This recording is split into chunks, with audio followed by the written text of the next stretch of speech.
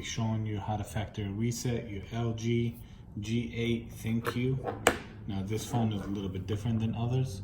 Please make sure it's turned off completely. Locate the power button, volume down. Press and hold both. When the LG sign comes up, release and press again the power button. When you see this option, scroll down to press yes. Scroll down again to press yes.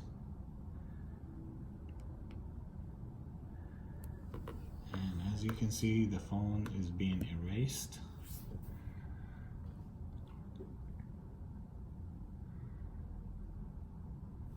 When the phone comes back on, just go through the prompts. Make sure you remember your Gmail. And enjoy. Thank you very much. Please like and subscribe. I appreciate your time.